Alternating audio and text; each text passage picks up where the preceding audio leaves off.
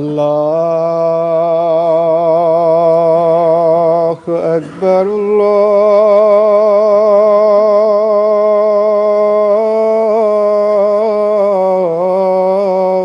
الله أكبر الله أكبر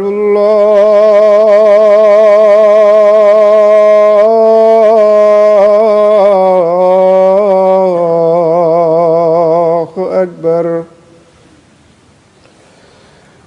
أشهد أن لا إله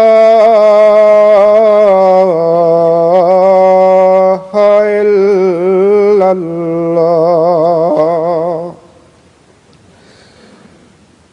أشهد أن لا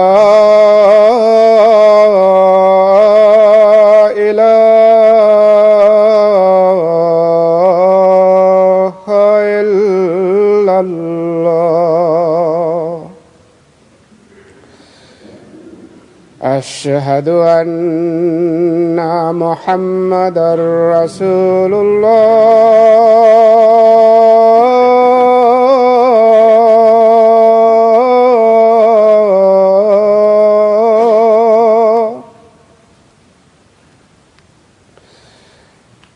أشهد أن محمدًا رسول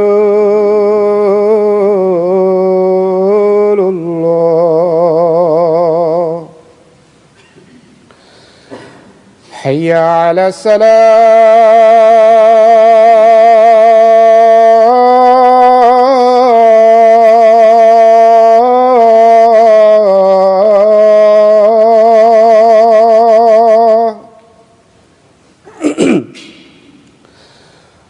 حي على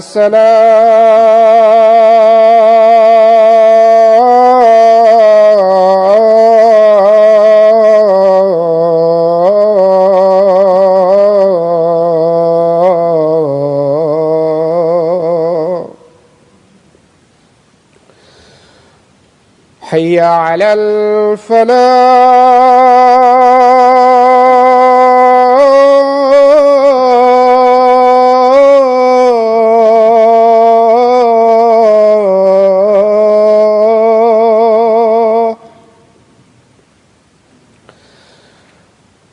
حي على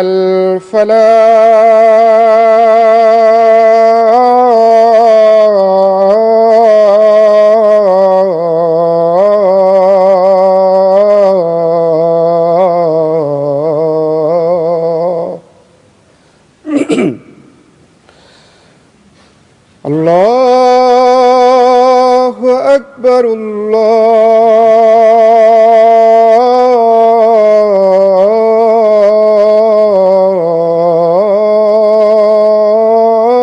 الله أكبر. لا إله إلا الله.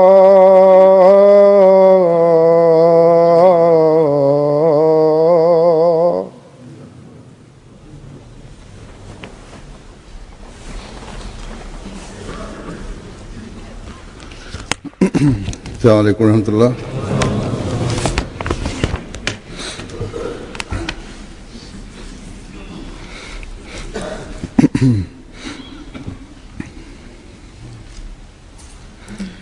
أشهد أن لا إله إلا الله وحده لا شريك له وأشهد أشهد أن محمدا عبده ورسوله أما بعد فأعوذ بالله من الشيطان الرجيم بسم الله الرحمن الرحيم الحمد لله رب العالمين الرحمن الرحيم مالك يوم الدين إياك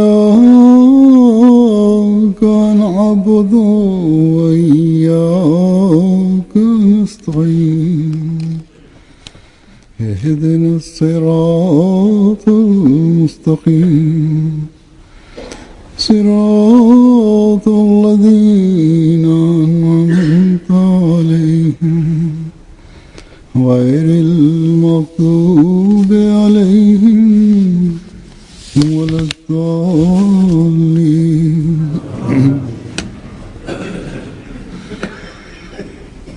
हज़रत मसीह मौऊद अलैहिस्सलाम अपने एक शेरी कलाम में फरमाते हैं कि वक्त था Halifa mtukufu ayyadhahullahu ta'ala bin Aziz anasema kwamba Sayyidina Ahmad alayhi salatu wassalam anasema katika shairi lake moja, फरमाते हैं maana yake ni kwamba ulikuwa wakati wa kuja Masihi aliyeahidiwa, si wakati mwingine. Ikiwa nisingekuja mimi, basi mtu mwingine angekuja kuwa Masihi aliyeahidiwa. Kisha anasema Sayyidina Ahmad alayhi salatu wassalam katika kitabu chake kiitwacho Ishtihar, हकीकत wajinga wengine wanaona kwamba mimi को पैदा किया nimedai kwamba napata ufunuo na huu ni uongo. Hii si sahihi, bali kwa hakika kazi hii ni ya yule Mwenyezi Mungu mwenye kudra, ambaye aliumba mbingu na ardhi na alitengeneza ulimwengu huu. Wakati imani ya watu inapungua kuhusu Mwenyezi Mungu, wakati huo mtu kama mimi anatumwa na Mwenyezi Mungu, na Mwenyezi Mungu anaongea naye, na kwa kumpitia yeye Mwenyezi Mungu anaonyesha ishara zake, kiasi hiki kwamba watu wanajua kwamba Mwenyezi Mungu yupo. मसीह मौत के हवाले से मनाया जाता है। कल इंशाल्लाह Leo ingawa ni tarehe 22, lakini tarehe 23 ya Machi ni siku ambayo inasherehekewa kama ni siku ya Masihi aliyeahidiwa alayhi salam. Kesho ni tarehe 23 ya Machi. Leo kuhusiana na hii nimeona ni vizuri nisome maandiko ya Sayyidina Ahmad alayhi salatu wassalam, मुसलमानों को maandiko ambayo yanathibitisha ukweli wa Sayyidina Ahmad alayhi salatu wassalam na msaada wa Mwenyezi Mungu na haja ya kuja kwa Masihi aliyeahidiwa, का मुस्लिम के अपने अल्फाज हैं। na kualika Waislamu ili wampokee Masihi aliyeahidiwa. Kwa hiyo mimi nitasoma maandiko ya Sayyidina Ahmad alayhi salatu wassalam.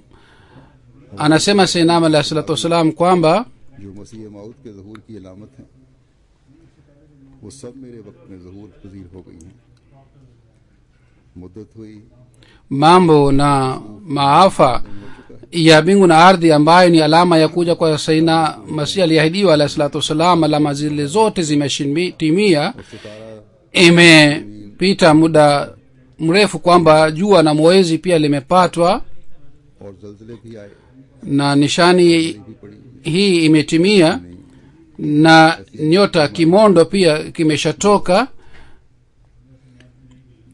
na vile vile matetemeko ya ardhi pia town वगैरह yalitokea na maafa pia yalitokea. फैल गया और जैसा कि आसार Maafa na maradhi ya बड़े तशद्दुद से kama ni tauni pia imeshatokea, na dini ya Kikristo imeenea duniani, na kama iliandikwa katika hadithi za Mtume Muhammad sallallahu alaihi wasallam, mimi nimekatazwa. Na hii Hazur anasema kwamba hii pia ni bishara kwamba Masihi atakuja na yeye atapingwa na watu watamuita kwamba yeye ni mkafiri. sainam alah salam anasema kwamba ilhali alama zote zimeshatimia na elimu na maarifa imeshatokea ambayo inaongoza mioyo kwenye mwongozo. फिर इसी तरह एक और जगह आप फरमाते हैं kuhusu ukweli wa sainam alah salam amesema kwamba alama hizi zote zimeshatimia, lakini nyinyi hamjali kuhusu alama hizi. Kisha anasema sehemu nyingine sainam alah salatu wassalam kwamba ताला ने mimi naona हायत उम्दा wale watu कि वो मेरे ambao करें क्योंकि वो लोग wanataka मुश्किलात में गिरफ्तार नहीं, wanataka kufuata हमारे दूसरे मुखालिफ गिरफ्तार हैं। kufuata amri za Mwenyezi Mungu. Mwenyezi Mungu amewapatia nafasi kwamba wao wapokee madai yangu, kwa sababu wao hawapo katika hali hii kama ni wapinzani wetu wengine, kwa sababu hawa wanajua kwamba Isa alayhi salatu wasalam ameshafariki. इसके उन्हें ये भी माना Hazur anasema kwamba wale watu ambao wana imani hii kwamba Isa alayhi salam ameshafariki, wao wanatakiwa wafikirie kuhusu madai ya sainam alayhi salatu wasalam. Kisha amesema sainam alayhi salatu wasalam, pamoja na hii tunakubali hii pia kwamba bishara ya kuja kwa Masihi aliyeahidiwa inapatikana katika hadithi, वाला मसीह na इसी उम्मत में से होगा। hadithi bishara hii inapatikana katika hadithi sahihi na mtu hawezi kukataa hadithi hizi. Kwa hivyo sisi tunalazimika kukubali hadithi hizi, na tunakubali kwamba Masihi atakuja katika umma huu wa Mtume Muhammad sallallahu alaihi wasallam. ने जो दावा किया है Na wale ambao wanasema kwamba sisi kwa nini tukubali kwamba sainam alayhi salam atakuja katika umma wake, जिस जमाने yani itathibitika namna gani kwamba madai ya sainam alayhi salam ni ya kweli. साबित होता है sainam alayhi salam amesema kwamba jibu lake ni kwamba katika wakati na muda uliotajwa katika Qur'an tukufu na katika hadithi za Mtume Muhammad sallallahu alaihi wasallam, na mambo ambayo yalitajwa yalielezwa kama ni dalili ya ukweli wa sainam alayhi salatu wasalam, ऐसा ठहराया गया है na maafa yaliyoelezwa kama ni dalili ya ukweli wa sainam alayhi salatu wasalam, और फिर ज्यादातर na elimu na maarifa ambayo ilielezwa yatakuwa haswa kwa Masihi aliyeahidiwa. Mambo haya yote yanapatikana ndani yangu na katika dhama yangu. क्यों मरा हुक्म Kisha kwa ajili ya kupata utulivu zaidi, msaada wa Mwenyezi Mungu kutoka mbinguni ulipatikana kwa ajili ya kuthibitisha ukweli wangu. Kisha ameandika, वक्त में maana yake ni kwamba mimi nimeamirishwa इस्तादा kwa ajili ya kaumu ya Masihi, ndiyo maana nimepewa jina la Masihi, इसलिए मेरा नाम na mbingu na ardhi inathibitisha kwamba huu ni wakati wa Masihi, na mbingu na ardhi ni dalili ya ukweli wangu. हुआ मेरी तस्दीक के लिए खड़े हैं। Na katika Qur'an tukufu pia inathibitika kwamba mtume wetu Muhammad sallallahu alaihi wasallam ni mfano wa Musa alayhi salatu wasalam, सल्लल्लाहु अलैहि वसल्लम na silsila ya uhalifa wake inafanana na silsila ya uhalifa wa Musa alayhi salam. Kama Musa alayhi salam alipewa ahadi hii kwamba katika zama ya mwisho, वादा दिया गया wakati silsila ya unabii wa wana wa Israeli itafika katika mwisho wake, na wana wa Israeli watagawanyika katika makundi mbalimbali, कई फिरके हो जाएंगे na wao watakadhibishiana na watawaita wenzao makafiri. बास Katika hali hii Mwenyezi Mungu atamtuma Isa alayhi salatu wassalam, हामी दीन yeye atakusanya kondoo wa wana wa Israeli, और वो बनी इसराइल की मुख्तलिफ भेड़ों को अपने na yeye atakuwa भेड़िए और बकरी को एक hakam kwa ajili ya mataifa yote, कौमों के लिए एक हकम बनकर अंदरूनी mataifa yaliyodhulumiwa na watu ambao ni wadhalimu. Masihi atawakusanya na ataondoa bughudha ya kila aina, ईसा के na ahadi hii ilitolewa katika Qur'ani tukufu pia, na aya hii inaashiria kuhusu hii, wa akharina minhum lamma yalhaqu bihim, तरफ ये आयत na katika hadithi pia maelezo yake yanapatikana. Kwa hiyo imeandikwa kwamba umma huu pia utagawanyika katika makundi mbalimbali kama Mayahudi waligawanyika, na wao watakadhibishiana, और एक yani watawaita wenzao Waislamu makafiri, na wao watazidi sana katika bughudha na ufisadi na husuda. अनाद और बुग़्ज़ बाहमी में तरक्की करेंगे yani wataendelea kuzidi katika uadui na ufisadi na bugudha. Wakati huo masihi atakuja kuwa hakam. Yeye atakapokuja kuwa hakam kwa ajili ya watu, basi ataondoa bugudha na husuda, तो बाज बुग्ज और शहनाह को दूर कर देगा. yani baada ya kuja kwake bugudha na husuda itaondoka.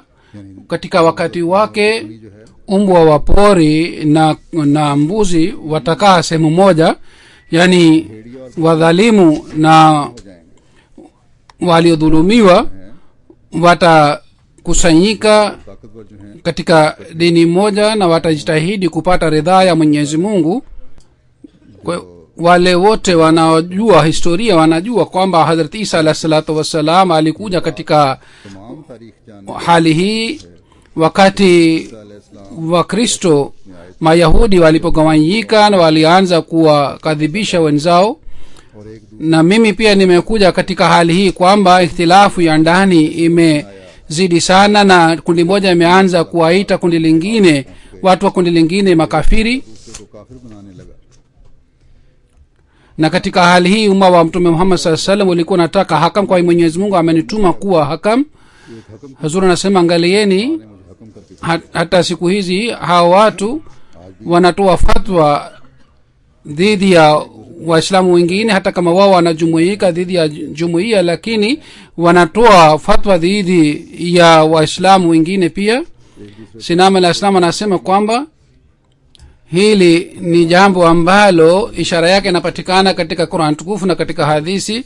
Kama Isa alayhi salatu wasalam alikuja baada ya Musa alayhi salatu wasalam katika karne ya 14, mimi pia nimekuja katika karne ya 14 baada ya Mtume Muhammad sallallahu alaihi wasallam. 14वीं सदी में खुदा ताला की तरफ से वरूस हुआ.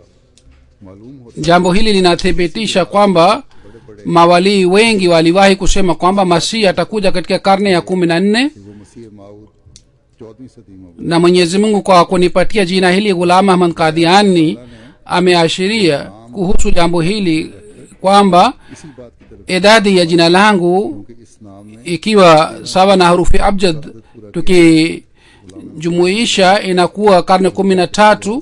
Na katika Qur'an tukufu na hadithi pia dalili yake inapatikana kwamba Masihi atakuja katika karne 14. कि आने वाला मसीह 14वीं सदी में ज़हूर करेगा और वो तफरीका Na kwa sababu ya kuja kwake ushindi utapatikana.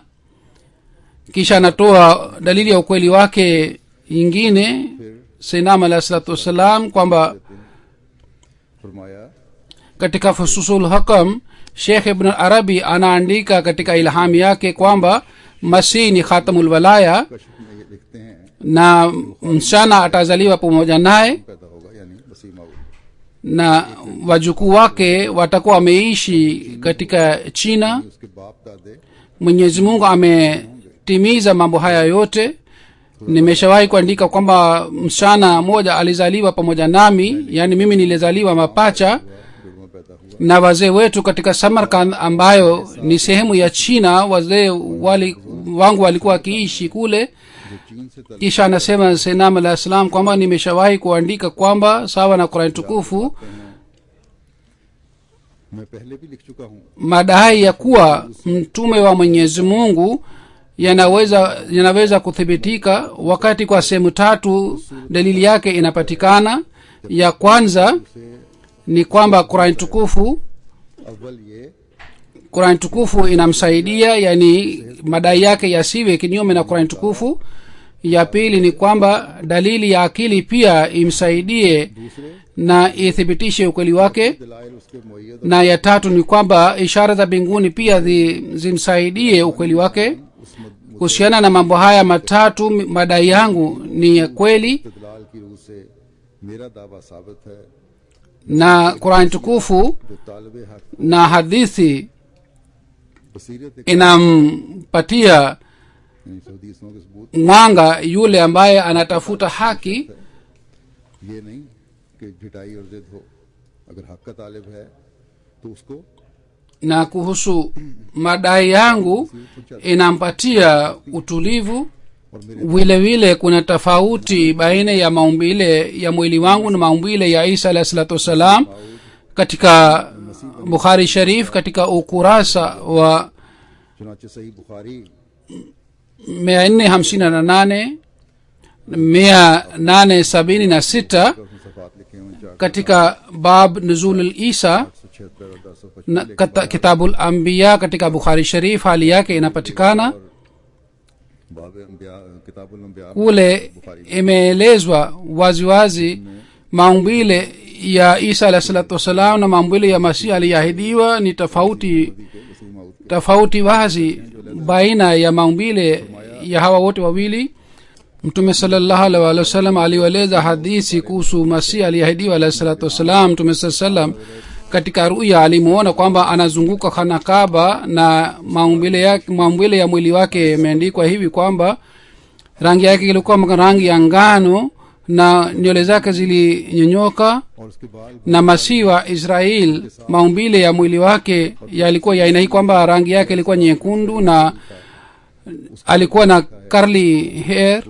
Na katika Bukhari Sharif imeandikwa mara kwa mara kwamba Bukhari में जा बजा Masihi atakayekuja किया गया है rangi yake itakuwa kama rangi ya ngano na rangi ya Isa alayhi salam ilikuwa nyekundu. के हुलिये में जा Hii inathibitika kwamba Mtume Muhammad sallallahu alaihi wasallam से साबित होता है कि amesema kwamba Masihi atakayekuja ni mtu tofauti na Isa alayhi salatu wasalam, na vile vile amesema imamukum minkum, na इमामुकुम मिनकुम बयान amesema kwamba Isa alayhi salatu wasalam ni mtu tofauti, अलहदा na vile vile kwa sababu ya kufanana na kwao Isa Masihi aliyeahidiwa amepewa jina la Isa.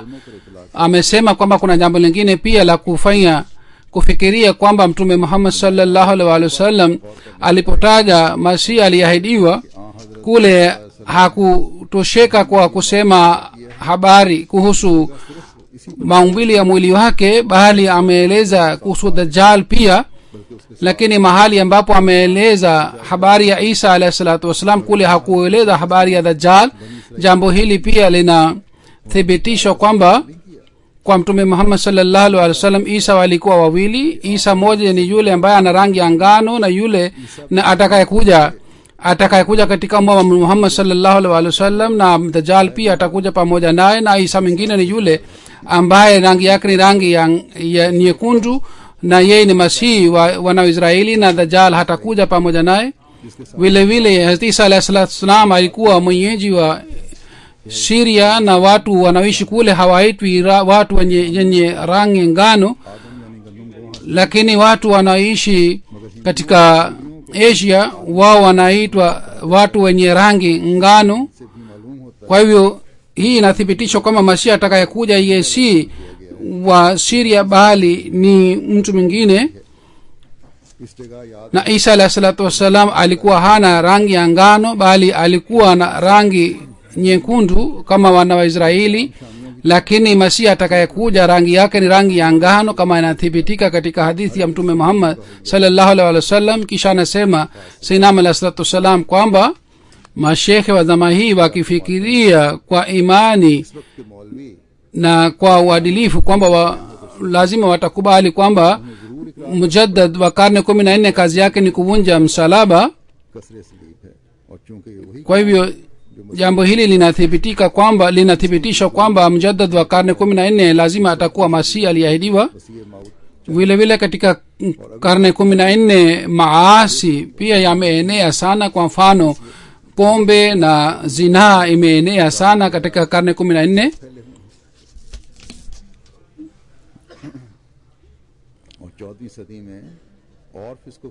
Lakini tukifikiria kwa makini kwamba sababu yake ni mafundisho yale yanayosema kwamba kafara ya mtu mmoja imewasamehe madhambi ya watu wote.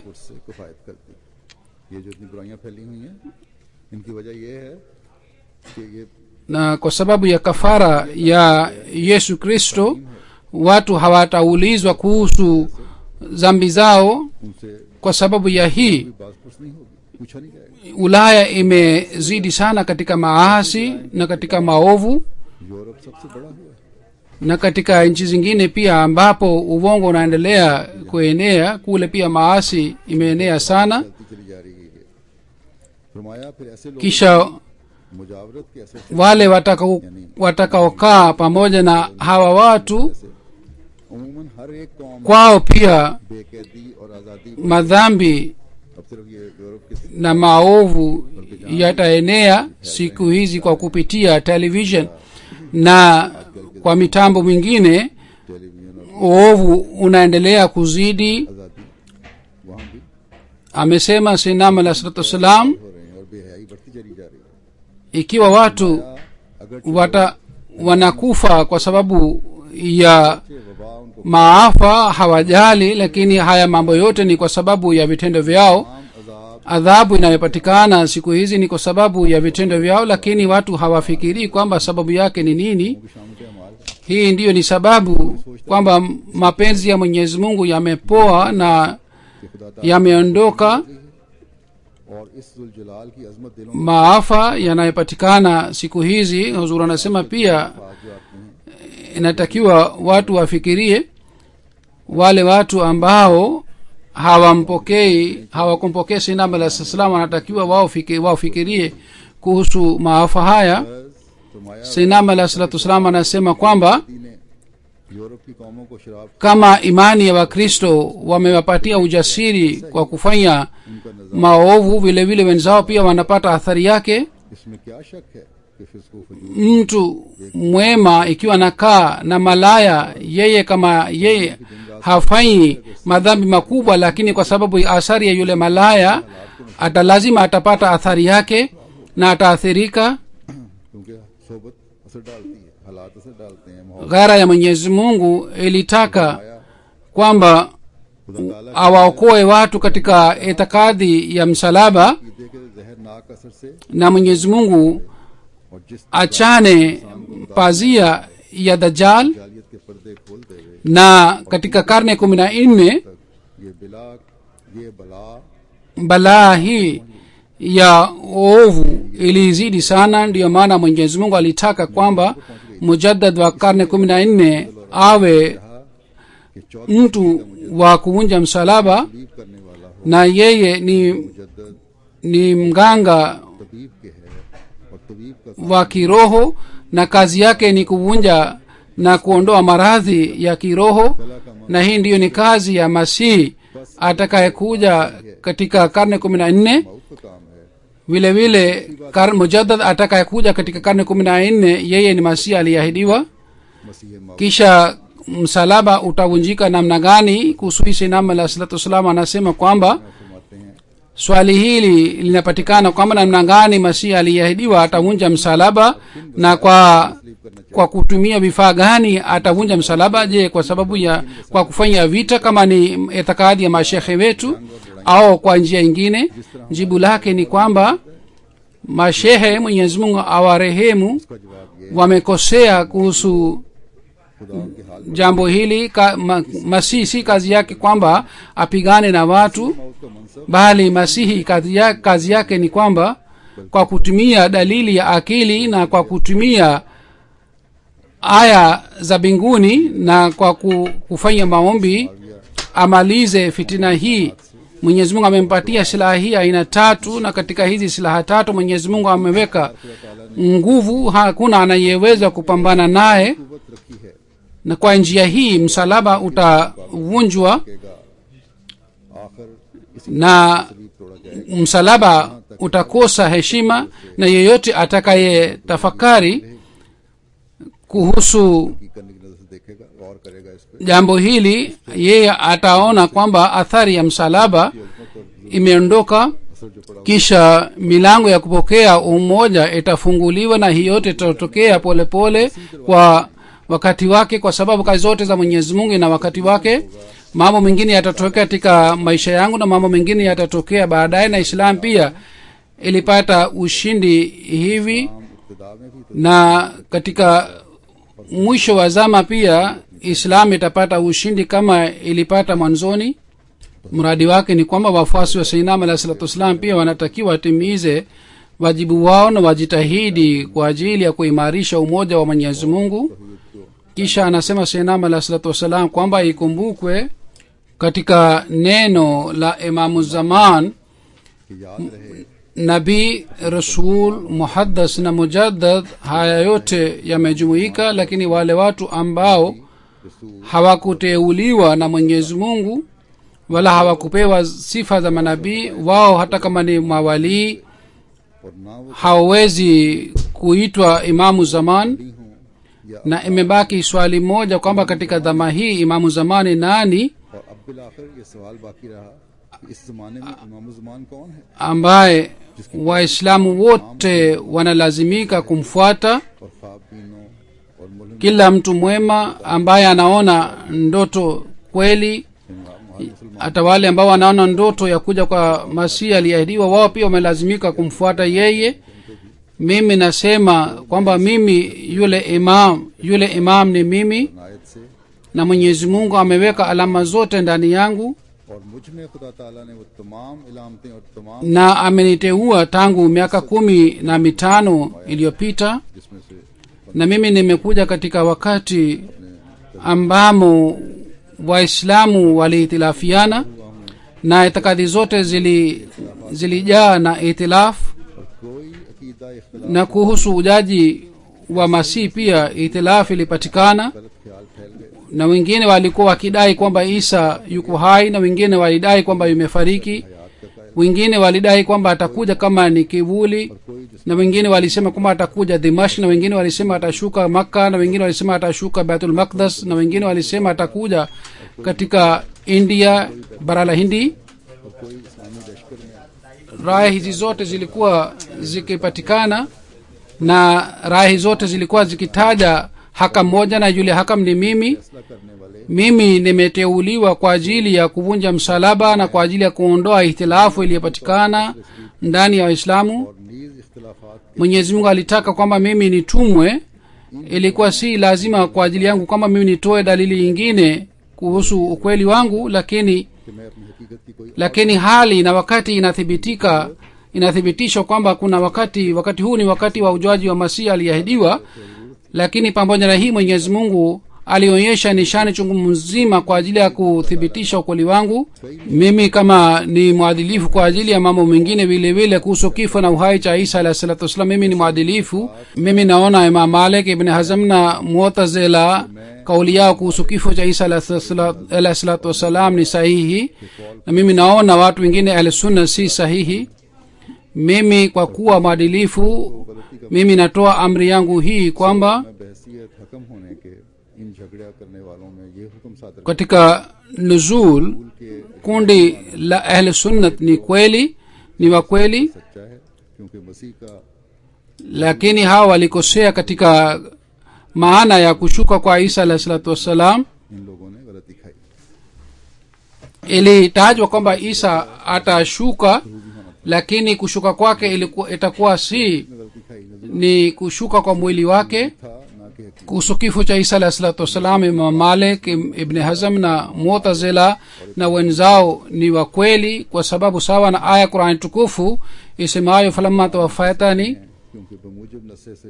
Masihi kufa kwake kabla ya kuwapotea Wakristo ilikuwa lazima. Kwa hiyo yeyote hakubali uamuzi wangu, yeye hamkubali yule ambaye ameniteua kuwa mwadilifu. Ikiwa mtu anasema kwamba ni dalili gani kwamba wewe ni hakamu mwadilifu, jibu lake ni kwamba zama ambayo iliwekwa kwa ajili ya kuja kwa hakam, zama ile imeshapatikana, na taifa ambalo lilitakiwa lirekebishwe, lile taifa pia linapatikana, na ishara za bingu na ardhi pia zimeshatimia, na bado nishani inaendelea kuthibitika, na bingu na ardhi inaendelea kuonyesha nishani. Ni wenye baraka wale ambao hawafungi macho yao. Mwenyezi Mungu afungue macho ya Waislamu na waweze kumpokea hakamu wa zama hii. Kisha Sayyidina Ali sallallahu alayhi anasema kwamba wapinzani wangu wafikirie kwa moyo kwamba mimi ni yule Masihi aliyeahidiwa, ambaye mtume Muhammad sallallahu alaihi wasallam alimuita kwamba yeye ni mkono wake na alimtuma salamu na alimpatia majina hakam na adal na imamu, हकम और अदल और इमाम और खलीफतुल्लाह रखा है, तो क्या ऐसे शख्स पर एक मामूली amesema je kumlaani mtu aina hii ni sahihi? फरमाया कि ऐसे शख्स पर लानतें भेजना, उसको गालियां Mufikirie बादशाह का kwa moyo, si kwa ajili yangu bali kwa ajili ya Mwenyezi Mungu. Je ilikuwa sahihi kumpinga? कि क्या ऐसा Mimi sitaki kusema zaidi kwa sababu kesi yangu iko mbinguni. Ikiwa mimi ni yule ambaye mtume Muhammad sallallahu alaihi wasallam alitoa bishara ya kuja kwake, katika hali hii hamkunikataa mbele bali mmenikataa Mwenyezi Mungu, बल्कि खुदा का ikiwa isingeandikwa katika hadithi kwamba atasumbuliwa, वारिद ना होता कि उसको basi nyinyi mlikuwa hamna ujasiri wa तुम लोगों kuniudhi, na ikiwa mnaniudhi, mambo haya yote yaliandikwa katika hadithi. Kwa hiyo ilipangwa kwamba bishara zote zitimie zilizoandikwa na Mwenyezi Mungu, na bishara hizi zote zinapatikana ndani ya vitabu vyenu na mnasoma vitabu hivi katika lugha yenu. Kisha kulaani mnathibitisha muhuri kwamba maulama watakaomkataa Isa Masihi aliahidiwa kwamba ni nyinyi. करेंगे Kisha anasema kwamba fikirieni jambo hili pia kwamba mimi ni yule ambaye anadai kuwa Masihi aliahidiwa. कि जिस हालत में मैं Kuhusu yeye mtume Muhammad sallallahu alaihi wasallam alisema kwamba atakuwa imamu wenu na halifa wenu. Salamu ya Mungu na mtume wake iwe juu yake, na mdui wake ni mwenye laana na rafiki yake ni rafiki wa Mwenyezi Mungu, na yeye ni hakam kwa ajili ya dunia nzima. और उसका दोस्त खुदा का Yeye atakuwa mwadilifu katika kauli yake na mali yake. होकर आएगा। Je ilikuwa njia sahihi kwamba kwa kuona madai yangu na kwa kuona dalili ya ukweli wangu mngenipatia ujira huu kwamba mngenitukana? Je सिला देते कि गंदी गाय ishara za mbinguni hazikutimia? क्या निशान जाहिर नहीं हुए, Je आसमानी ताइदें ज़हूर में नहीं आई, mambo yaliyoelezwa katika hadithi hayakutokea? उनका पता नहीं। Kisha kwa kuona mambo haya yote, kwa nini mlinipinga? Ikiwa nyinyi mlikuwa na shaka kuhusu madai yangu, दावे में अब भी शक था। nyinyi kwa unyenyekevu na kwa hofu ya Mwenyezi Mungu ungeondoa wasiwasi hii. Anasema Sinam al-Islam, nimesema mara kwa mara kwamba njoni na mutoe wasiwasi yenu katika mioyo yenu, lakini hakuna aliyekuja. Nilimuita kila moja kwa ajili ya uamuzi, lakini hakuna aliyeelekea kwangu. Nilisema fanyeni istikhara na fanyeni maombi kwa Mwenyezi Mungu ili afungue uhakika juu yenu, lakini hamkufanya kitu chochote, lakini wala hamkuacha kunikadhibisha. Mwenyezi Mungu alisema kweli kwamba mwenyeji alikuja duniani, lakini dunia haikumkubali, lakini Mwenyezi Mungu atamkubali, na kwa mashambulio makubwa Mwenyezi Mungu atathibitisha ukweli wake. Je, hii inawezekana kwamba mtu mkweli angamizwe? Je, inawezekana kwamba mtu aje kutoka kwa Mwenyezi Mungu kisha angamizwe? खुदा की तरफ से Enyi watu, msipigane na Mwenyezi Mungu. Hii ni kazi ambayo Mwenyezi Mungu anataka kufanya kwa ajili yenu, kwa ajili ya imani yenu. Nyinyi mnaweza kusimama mbele ya umeme, lakini hamwezi kusimama mbele ya Mwenyezi Mungu. Ikiwa mpango huu ungekuwa mpango wa wanadamu, kulikuwa hakuna haja ya mashambulio yenu. Mwenyezi Mungu mwenyewe angemwangamiza. Bahati mbaya mbingu inatoa ushahidi, lakini nyinyi hamsikii, na ardhi pia inaeleza mahitaji ya kuja kwake, lakini nyinyi hamjali. जरूरत Katika wakati huu wa msiba, Islam ilikenyagwa chini ya miguu na ilifedheheshwa na ilihesabiwa kama ni mwongo. Je, katika hali hii Mwenyezi Mungu asingeonyesha ghara yake? Uone sasa mbingu inaendelea kuinama, na siku zinakuja kwamba kila mmoja atasikia sauti ya anal mawjud. कान को Mwenyezi Mungu aifungue macho ya hawa Waislamu na waweze kusikia sauti hii. कान खोले और ये आवाज सुनने वाले हों। Sasa Hazur anasema kwamba sasa hivi nataka kueleza kuhusu habari ya huzuni. मैं एक अफसोसनाक Ni habari ya kifo bana Mubarak Musliddin Saheb. Alikuwa wakilu taalim katika Tahrika Jadid, मुबारक मुस्लिम साहब की alikuwa mtumishi wa jumuiya kwa muda mrefu. tarehe 16 wa Machi katika umri wa miaka 79 amefariki. Inna lillahi wa inna ilaihi rajiun. को 79 साल की उम्र में उनकी वफात हुई है। इन्ना लिल्लाहि व इन्ना इलैहि tarehe 21 wa Juni 1934 alizaliwa katika nyumba ya Sufi Ghulam Muhammad Saheb, na babu yake pia alikuwa sahaba wa Sinam alayhi salatu wasalam. Babu yake alikuwa miongoni wa masahaba wa Sinam alayhi salam 313. Babu yake alijiunga na jumuiya tarehe 5 wa Juni 1895. 5 जून 1895 में उनकी बैत थी। wakati uhuru wa nchi za Pakistan ilipatikana kwa amri ya halifa wa pili, alienda Qadian na alifariki kule Qadian, na katika Bashimokra Qadian alizikwa.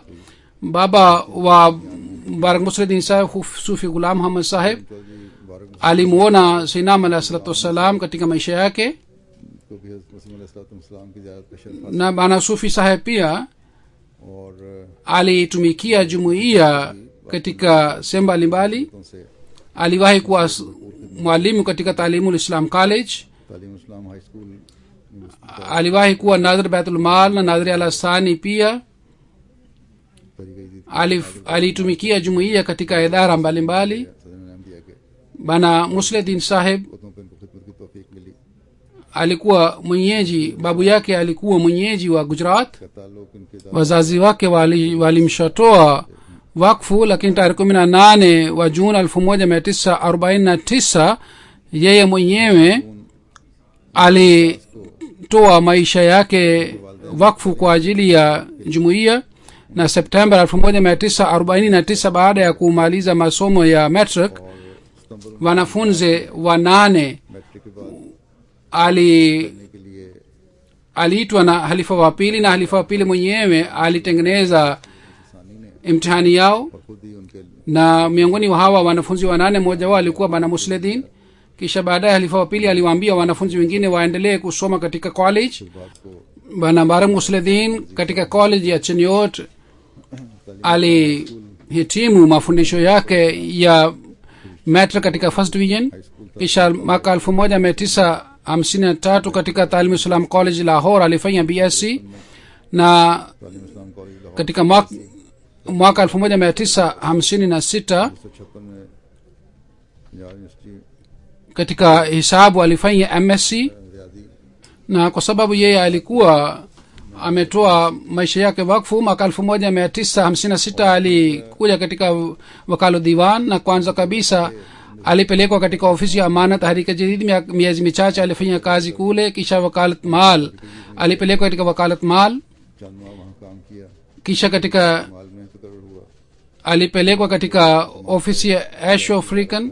Katika mwaka wa 64 alikuja katika ofisi ya Tahrika Jadid, na katika ofisi ya wakalat Malsani kama naib wakil Malsani alifanya kazi mpaka 72 mpaka 2001 alitumikia jumuiya kwa kuwa wakilul mal. 2001 तक वकील माल Toka 2001 mpaka kufariki kwake alikuwa wakilu talim, बाद 2001 में आप na zaidi ya hii pia katika वकील तालीम kamati mbalimbali उसके अलावा na जमात के मुख्तलिफ kamati ya Majlis Karpardas pia alikuwa memba yake.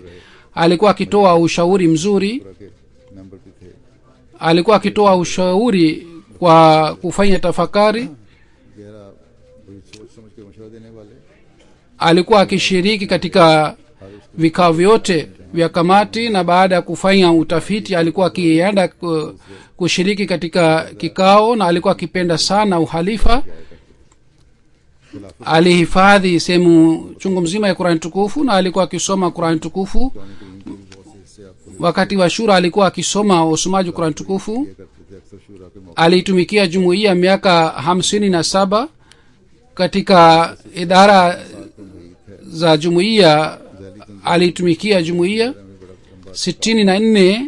Alioa, mke wake pia alikuwa mjukuu wa sahaba wa Sayyidina alayhi salatu wassalam. और उनकी अहलिया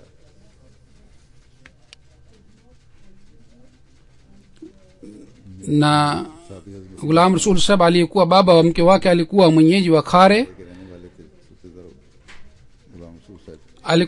ana watoto wa kiume 3 na mabinti 2. Mkewe anasema 3 बेटे और wageni waliokuwa wakia nyumbani au watumishi walikuwa nafanya kazi, walipokuwa wakisema neno lolote dhidi ya nidhamu ya jumuiya, alikuwa akiwazuia wasiseme neno lolote dhidi ya jumuiya. Mke wake ni naib sadr wa Pakistan wa lajna. Anasema mimi nilipokuwa nikienda kwa ajili ya kazi ya lajna hakunizuia, bali alikuwa akitanguliza kazi ya jumuiya. Hata ilitokea hivi pia kwamba alisema kwamba ufanye kazi ya jumuiya, na alipika chakula mwenyewe. Kijana wake Mansur Anjem Sahib anaandika kwamba Hazur anasema mimi nilimtuma bana Mubarak Musaddin Bangladesh miaka michache iliyopita. Kule alipata maradhi ambaye alikuwa anayo kwa muda mrefu zaidi ya miaka 30, na alikuwa hali yake iliharibika sana kule, afya yake iliharibika sana. Na mimi nikamsema mimi nakuja kule Bangladesh kwa sababu ni rahisi kwangu kuja kutoka Canada, lakini yeye alisema kwamba haina haja kuja hapa kwa sababu mahali ambapo nimetumwa na halifa wanajumuiya wananiangalia vizuri. Kabla ya kufanya kazi yoyote alikuwa akimuuliza halifa mtoto wake Nasruddin ambaye amehifadhi Qur'an tukufu, anasema kwamba उनके बेटे हाफिज नासरुद्दीन ये भी हाफिज कुरान थे, उनके बेटे लिखते हैं watu wengi waliweka amana kwa baba yangu, मेरे वालिद साहब के पास मुख्तलिफ na alikuwa akiweka hesabu ya amana zao na michango yao, लोगों की ईमान na alikuwa akitoa amana zao. Mtoto wake mwingine Majduddin Saheb anasema kwamba nyumbani hata kama ilitokea jambo lolote la kawaida, साहब उनके na कहते हैं कि yeye कोई बात होती है baba alikuwa akija baada ya kidogo, तो na alikisema kwamba kuhusu jambo hili nimeshamwandikia Halifatul Masih kwa ajili ya kupata ushauri. Na alikuwa akiuliza jambo lolote hata kama ni la nyumbani, na alikuwa akimwandikia halifa, na alikuwa akisema kwamba wakif alitoa wakfu maisha yake, yeye haombi किसी चीज़ का kitu chochote. बस वक्फे ज़िंदगी फार में अब तो मुख्तलिफ शराइत बना दी Na sisi tulipotoa wakfu wakati huo tuliahidi kwamba hatutaomba kitu chochote, na watoto wake wanasema kwamba yeye hakudhihirisha hata siku moja kwamba kwa sababu mimi ni wakfu kwa hiyo nyinyi कि वक्फे mna upungufu wa vitu, bali yeye alikuwa akitimiza mahitaji yetu yote. तंगी वारद करके भी हमारी ज़रूरियात पूरी कर लिया करते थे।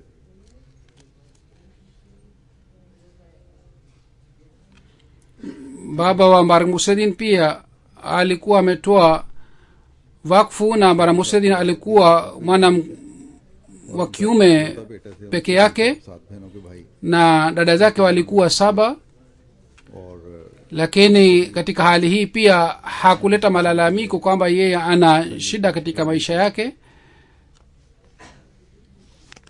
Sufi Ghulam Ahmad Saheb alikuwa baba wa Bana Mbarak Musaddin Saheb. उनके मुस्लिम साहब के वालिद जो थे Yeye pia alifanya BSc na BT. वो Yeye alipostaafu kutoka shule alimwandikia halifa wa pili उनको जब kwamba mimi nimeshastaafu na mimi nimetoa wakfu maisha, kwa hivyo nasubiri unaniumuru nini, na kwa muda mrefu hakupata majibu. Bana Mbarak Musaddin alikuwa akiishi katika hostel, लंबा अर्सा जवाब na alikuwa akipata posho साहब kule katika hostel, na kwa sababu kwa wazo hili kwamba labda baba ana shida ya hela kwa kuacha hostel akaja nyumbani, na posho ile alikuwa akitumia kwa ajili ya mahitaji ya nyumbani, na kwa shida waliendelea kuishi. Lakini baadaye Mwenyezi Mungu alileta baraka zake. से वहाँ गुजारा होता रहा, फिर अल्लाह ताला ने फजल फरमाया।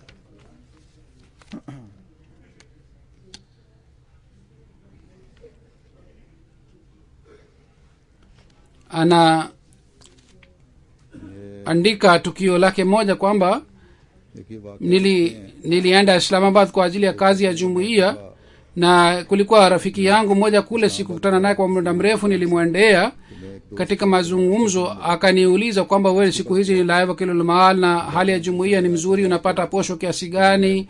Na lengo lake ilikuwa hili kwamba तब अच्छे हैं posho yako inatakiwa iwe zaidi.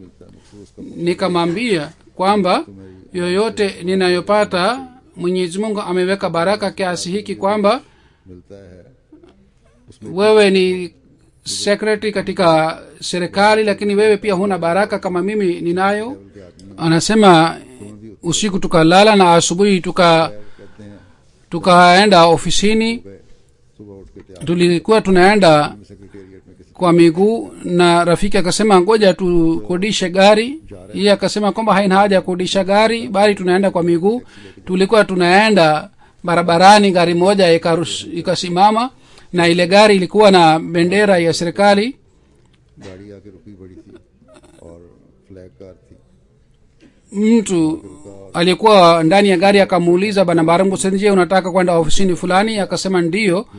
Na akasema mimi nilipata wazo moyoni mwangu kwamba labda unataka kwenda katika ofisi fulani. Nikamuuliza kwamba hii ni gari ya nani? Akasema ni gari ya general fulani, mimi naenda sehemu fulani, mahali ambapo wewe unaenda. Kwa hiyo gari ilikuwa na bendera ya serikali, gate ilifunguliwa na wakaingia ndani. Na akamwambia rafiki yake kwamba ungekodisha gari ungetumia rupiah 15 na 16, lakini hivi angalia Mwenyezi Mungu anamsaidia yule ambaye anayetoa wakfu maisha yake.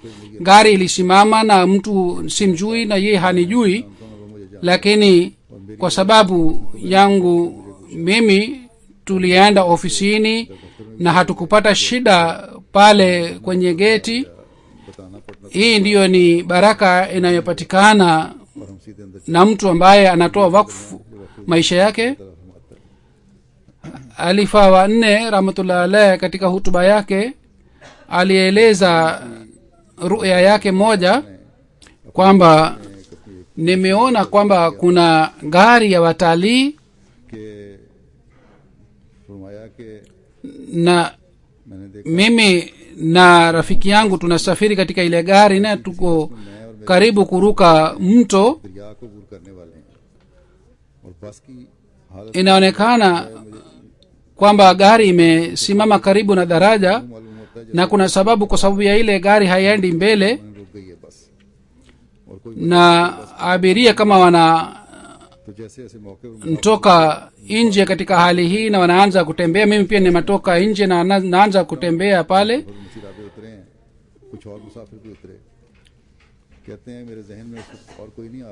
Mimi nakumbuka kwamba Mubarak Musliddin ni pamoja nami, na katika hali hii mimi na yeye sisi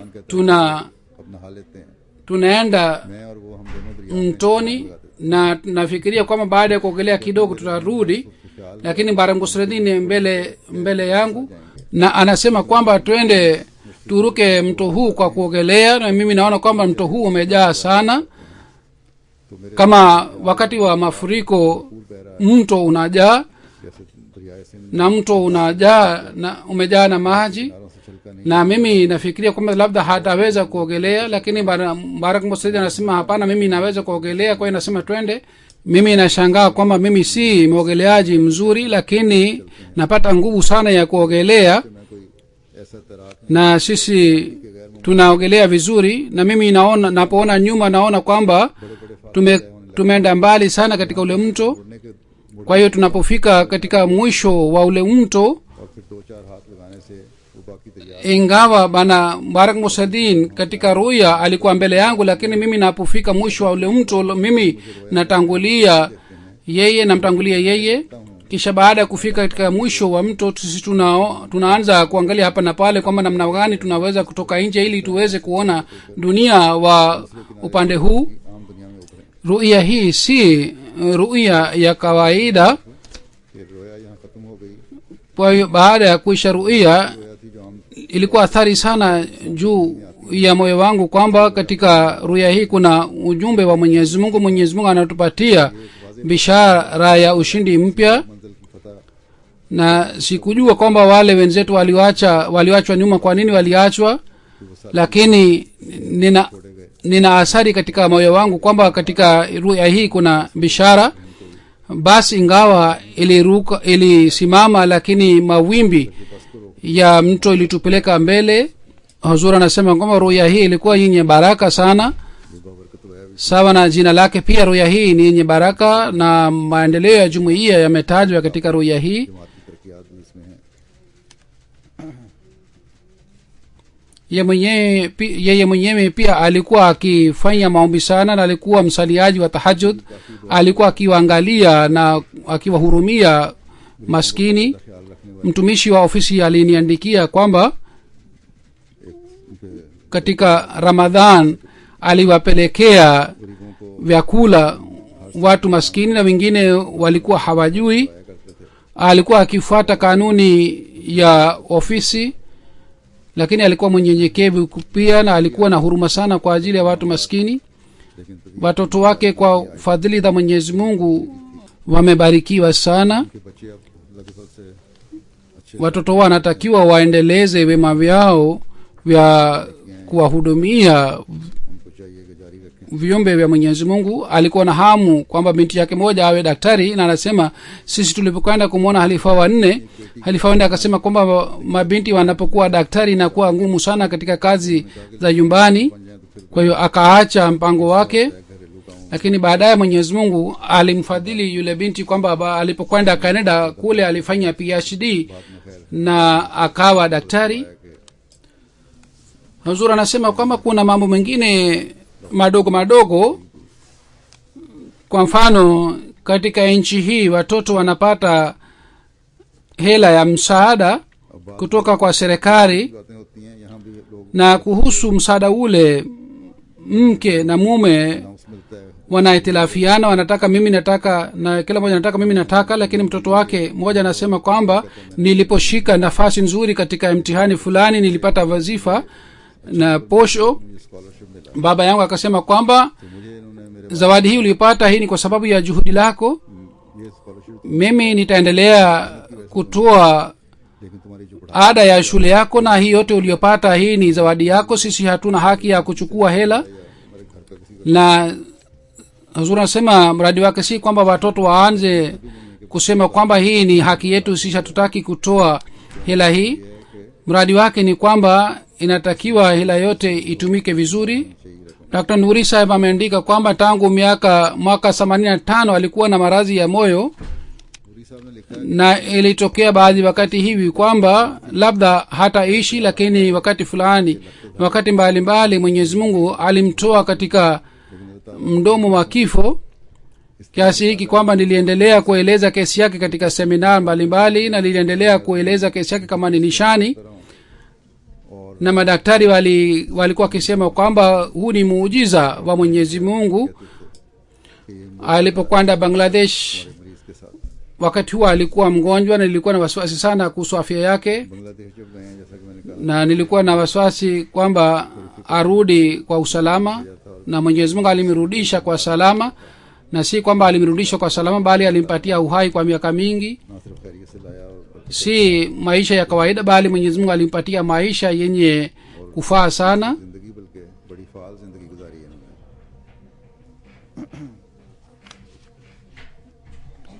Mtu mmoja alifanyia kazi pamoja naye, Mbashiri Hibatur Rahman, anaandika katika Jamia Ahmadiyya ilipangwa kwamba tarehe 30 ataenda kutoa hutuba kuhusiana na siku ya Masihi aliyeahidiwa alayhi salam. Principal Sahib alipokuja kukutana naye, Chaudhry Sahib akasema nimeshatayarisha hutuba yangu tangu saa 1 mpaka saa 6, lakini sasa hivi nipo hospitalini, sitaweza kutoa hutuba yangu. Kwa hiyo alikuwa na fikira sana kuhusu mambo yote.